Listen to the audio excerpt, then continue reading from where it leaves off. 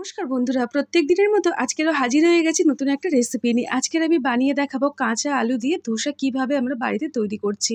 এইভাবে যদি ধোসা একবার তৈরি করে নেন, বাইরের থেকে কিন্তু এনে খেতে আর ইচ্ছাই করবে না।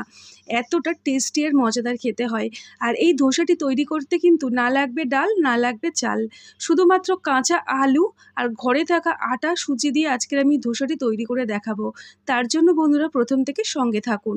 এই রেসিপিটি তৈরি করার জন্য আমি এখানে দুটো কাঁচা আলু ব্যবহার করছি। এই দুটো কাঁচা আলু দিয়ে আমি মোটামুটি 10 থেকে 12টা ধোসা তৈরি করে নেব। তো এখানে আমি প্রথমে একটা পিলারের সাহায্যে আলুর খোসাগুলোকে পরিষ্কার করে ছাড়িয়ে নিচ্ছি। তারপরে আমি কিন্তু এটাকে আরও একবার ভালো করে গাটা পরিষ্কার করে ধুয়ে নেব। এই রেসিপিটি বন্ধুরা আশা করছি আপনাদের কিন্তু ভীষণ ভালো লাগবে। বাড়ির ছোট থেকে বড় সবাই কিন্তু খুব খুশি হয়ে খাবে। সকালের জলখাবার অথবা রাত্রের ডিনার বা বাড়িতে কোনো অতিথি এলে তাদের জন্য কিন্তু টিফিনের জন্য এই রকমভাবে একবার ধোসা বানিয়ে দিতে পারেন। বাড়িতে কিন্তু আমাদের সবারই কাঁচা আলু প্রায় থাকে। তো আলু দিয়ে এইরকম ধোসা আশা করছি আপনারা কিন্তু প্রথমবার দেখছেন। রেসিপিটি একবার হলেও কিন্তু বানিয়ে দেখবেন, দারুণ হয় খেতে। দেখুন বন্ধুরা, এখানে আমি আলুগুলোকে ভালো করে কিন্তু জল দিয়ে ধুয়ে গাটা পরিষ্কার করে নিয়েছি। কেননা আলু কিন্তু ছাড়ানোর পরে দেখবেন গায়ে কিছুটা হলে আলুর যে গায়ের খোসার যে নোংরাটা সেটা লেগে থাকে। তো সেই জন্য আমি ভালো করে জল পাল্টে আলুর গাটাকে পরিষ্কার করে ধুয়ে নিলাম। এখন এই আলুটাকে দেখুন এইরকম ছোট্ট ছোট্ট করে কেটে নিতে হবে। একটা আলুকে আমি এখানে দেখুন 8 টুকরো করে কেটে নিচ্ছি। আজকের ধোসাটি তৈরি করার জন্য আলুটাকে ঠিক এই রকমভাবে কেটে আমি রেডি করে নিয়ে নিচ্ছি। এবারে এই আলুগুলোকে কিন্তু যেহেতু কাটা হয়ে গেছে, আলুর মধ্যে একটা কষ থেকেই থাকে। এবারে ওই কষটাকে ভালো করে কিন্তু বের করে দিতে হবে। তার জন্য আলুটাকে 1 থেকে 2 বার এইভাবে জল পাল্টে আমি ধুয়ে নিচ্ছি। এবারে নিয়ে চলে এলাম একটা মিক্সিং জার। তার মধ্যে আমি এখানে দেখুন কিছুটা পরিমাণে আলু আমি এখানে দিয়ে দিলাম। একসাথে কিন্তু আমার আলুগুলো বাটা হবে না। তো আমি এখানে হাফ হাফ করে আলুটাকে বেটে নেব। কাঁচা লঙ্কা আর আদা দিয়ে আমি এটাকে মিহি করে বেটে নিচ্ছি। আমি এটা নিরামিষ দিনের জন্য তৈরি করছি, তাই এখানে রসুন ব্যবহার করলাম না। আপনারা কিন্তু এখানে রসুন দিয়েও বেটে নিতে পারেন। এবারে দেখুন মিহি করে বাটা আমার হয়ে গেছে। আজকের আমি এই রেসিপিটি তৈরি করার জন্য একটা এরকম বড় সাইজের কাঁচের বাটি নিয়েছি। আপনারা যে কোনো রকম বাটি নিয়ে নিতে পারেন। এবারে এখানে দিয়ে দিলাম 1 কাপ পরিমাণে আটা। আমি এখানে আটা দিয়ে আজকে ধোসাটা বানিয়ে নেব। আরও 1 কাপ পরিমাণে আটা এখানে অ্যাড করলাম। এবারে দিয়ে দেবো একই কাপ মেপে 1 কাপ পরিমাণে সুজি। সুজিটা অবশ্যই করে দেবেন, তবেই কিন্তু বেশ ক্রাঞ্চি খেতে হবে। এবারে দিয়ে দেবো ওই কাপ মেপে 1 কাপ পরিমাণে বেসন। আর আমি এখানে দিয়ে দিচ্ছি আগের থেকে বেটে রাখা আলু। আলুটাকে ঠিক আমি একসঙ্গে কিন্তু পুরোটা দেবো না, অল্প অল্প করে দিয়ে দেব। এবারে একটা চামচের সাহায্যে সমস্ত শুকনো উপকরণের সাথে আলুটাকে ভালো করে এইভাবে দেখুন মিক্স করে নিচ্ছি। এবারে আমি বাকি যে আলুটা রয়েছে ওটাকেও আমি দিয়ে দিলাম। আমি এখানে রেসিপিটি তৈরি করার জন্য 2টো আলু ব্যবহার করেছি। 2টো আলু দিয়ে মোটামুটি 10 থেকে 12টা কিন্তু ধোসা অনায়াসেই তৈরি হয়ে যাবে। এবারে আমি আলুটাকে অল্প অল্প করে দিয়ে ভালো করে সব কিছুর সাথে মিক্স করে নিলাম।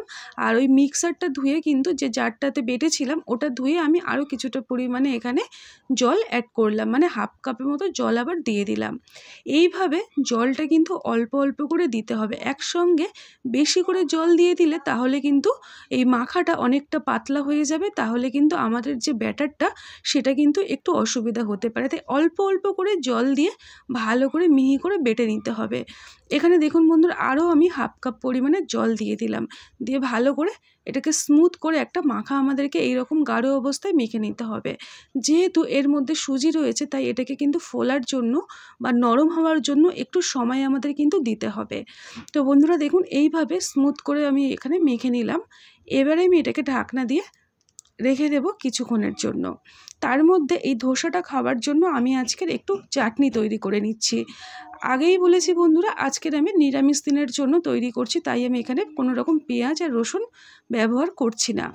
তেলটা গরম করে তার মধ্যে অল্প একটু সাদা জিরে আর দিয়ে দিলাম 1 মুঠোর মতো ছোলার ডাল আর 1 মুঠো পরিমাণে চীনাবাদাম। এই চীনাবাদামটা যেহেতু কাঁচা তাই আমি একটু তেলের মধ্যে ডাল আর বাদামটাকে ভাজা ভাজা করে নেব। 1-2 মিনিট তেলের মধ্যে ভেজে নেব। তার মধ্যে আমি ঝালের জন্য 2টো শুকনো লঙ্কা ভেজে নিচ্ছি। এই চাটনিটা কিন্তু খেতে ভীষণ চটপটা খেতে হয়, আর এই ধোসা কেন সব কোনো রকম পকোড়ার সাথে খেতে কিন্তু দুর্দান্ত লাগে। এইভাবে চাটনিটাকে বানিয়ে আপনারা কিন্তু রেখেও খেতে পারবেন। এবারে বন্ধুরা এখানে আমি দেখুন কিছুটা পরিমাণে আদা অ্যাড করলাম। আপনারা যদি আমিষ দিনের জন্য তৈরি করেন তাহলে এখানে পেঁয়াজ আর রসুন দিতে পারেন, তবে আমি আজকের পেঁয়াজ রসুন ছাড়াই চাটনিটা তৈরি করছি। এখানে আমি দুটো টমেটো একদম এরকম ছোট্ট ছোট্ট করে কেটে নিয়েছি। যতটা ছোট্ট করে কাটা যায় ততটাই ভালো, তাহলে কিন্তু খুব তাড়াতাড়ি টমেটোটা গলে যাবে। এবারে টমেটোটাকে ভালো করে তেলের মধ্যে দেখুন ডাল এবং বাদামের সাথে ভালো করে নাড়িয়ে চাড়িয়ে নিচ্ছি। এবারে আমি এখানে দিয়ে দেবো অল্প একটু লবণ। এই চাটনিটা তৈরি করার জন্য যতটুকু লবণের প্রয়োজন এই পর্যায়ে দিয়ে দিলে ভালো হয়, তাহলে টমেটোটা ভালোভাবে নরম হয়ে যাবে। দেখুন বন্ধুরা এখানে টমেটোটাকে ভালো করে অনবরত নাড়িয়ে নাড়িয়ে একদম নরম করে কিন্তু আমাদেরকে ভেজে নিতে হবে। টমেটোটা একটু ভালো করে দেখলেই বুঝতে পারছেন অনেকটাই নরম হয়ে গেছে। এটাকে আমি ঠান্ডা করে নেব। তারপরে আমি ওই মিক্সারটা ধুয়ে নিয়ে চলে এলাম। এবারে যে চাটনিটা টমেটোটা রেডি করলাম ওই চাটনিটা মিহি করে বেটে নিতে হবে। তার জন্য আমি এখানে মিক্সিং জারের মধ্যে সমস্ত কিছু উপকরণগুলোকে দিয়ে দিলাম। এখন আমি এর মধ্যে দিয়ে দেব একটা গোটা পাতিলেবুর রস। আপনারা যদি একটু টক বেশি পছন্দ করেন তাহলে কিন্তু রসটা দেবেন পাতিলেবুর। দেখুন এইরকম মিহি করে আমি বেটে নিয়েছি। এবারে আমি এটা একটা বাটির মধ্যে দেখুন ঢেলে নিলাম। এখন একটা কড়াইতে 2 থেকে 3 চামচ পরিমাণে রিফাইন তেল গরম করে দুটো শুকনো লঙ্কা দিলাম ফোড়নে, অল্প একটু কালো সর্ষে দিয়ে দিলাম, আর দিয়ে দেব 10 থেকে 12টা পরিমাণে কারি পাতা। কারি পাতাটা দিলে কিন্তু খুব সুন্দর একটা মিষ্টি গন্ধ আসে। এবারে দিয়ে দিলাম অল্প একটু লাল লঙ্কার গুঁড়ো, কালারটা ভালো আসবে। গ্যাসের ফ্লেমটাকে অফ করে দিয়ে সমস্ত ফোড়নটাকে চাটনির মধ্যে ঢেলে দিলাম, দিয়ে ভালো করে নাড়িয়ে চাড়িয়ে এটাকে দেখুন সব কিছুর সাথে মিক্স করে নিলাম। আজকের আমাদের এই ধোসার জন্য খাওয়ার এই চটপটা চাটনিটা কিন্তু একদম তৈরি হয়ে গেল বন্ধুরা। আপনারা যদি আমিষ দিনের জন্য করেন তাহলে পেঁয়াজ আর রসুন এখানে অ্যাড করবেন। তো চাটনিটা আমার রেডি। এদিকে দেখুন ব্যাটারটা কিন্তু অনেকটাই বেশ ভালোভাবে ফুলে ভারী হয়ে গেছে। যেহেতু এখানে কাঁচা আলু দিয়েছি তাই কালারটা কিন্তু ওপরের কালারটা একটু কালচে এসে গেছিলো, তাতে কোনো অসুবিধা নেই। এবারও ভালো করে নাড়িয়ে চাড়িয়ে নিলাম। এখন আমি এখানে দিয়ে দেব স্বাদ মতো লবণ, আর দিয়ে দেব দেখুন এই চামচের হাফ চামচ পরিমাণে বেকিং সোডা। বেকিং সোডার পরিবর্তে আপনারা ইনো দিতে পারেন। একটা ইনোর প্যাকেটে যতটা ইনো থাকে তার থেকে হাফ পরিমাণে ইনো কিন্তু এই পর্যায়ে দুটো আলুর জন্য দিলে হয়ে যাবে। তো আমি এখানে একটু জল দিয়ে দিলাম, দিয়ে ভালো করে এটাকে মিক্স করে নিচ্ছি। এইভাবে অনবরত কিন্তু অল্প অল্প করে জল দিয়ে ব্যাটারটাকে আমাদেরকে রেডি করতে হবে।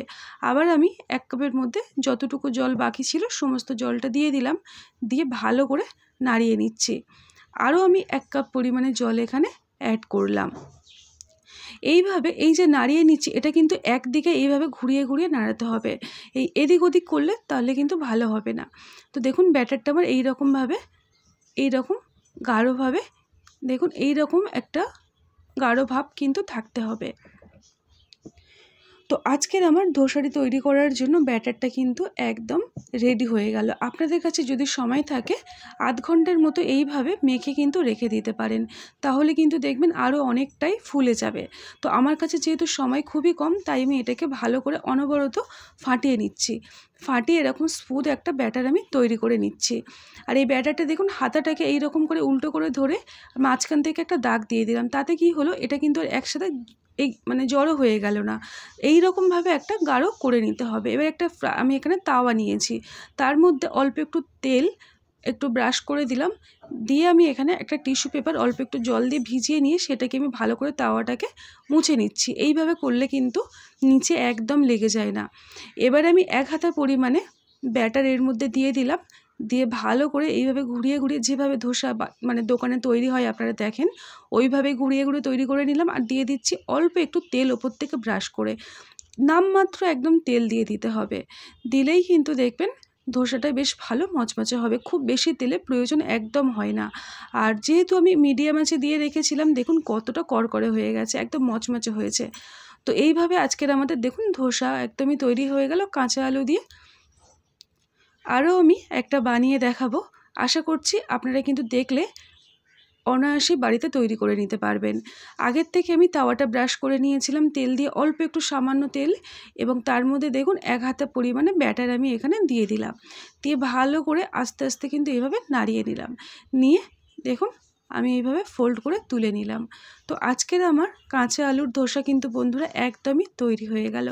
আশা করছি রেসিপিটি আপনারা কিন্তু দেখেই বুঝতে পেরেছেন কত সহজ একটা রেসিপি। ধোসা দোকান থেকে বারে বারে কিন্তু কিনে খাওয়ার একদম দরকার পড়বে না। সকালের জলখাবার অথবা রাত্রের ডিনার সব কিছুর জন্য একদম উপযুক্ত এই কাঁচা আলুর ধোসা আমি আজকে তৈরি করে নিয়ে নিলাম। এবং এই চাটনিটা দিয়ে এই ধোসাটা খেতে কিন্তু দারুণ লাগে। এইটা আজকের আমি বন্ধুরা প্লেন ধোসা বানিয়ে দেখালাম। পরবর্তীতে আমি মশলা ধোসাও আপনাদের সঙ্গে এইভাবে বানিয়ে শেয়ার করে নেব। তো এই চাটনি দিয়ে খেতে দুর্দান্ত লাগে।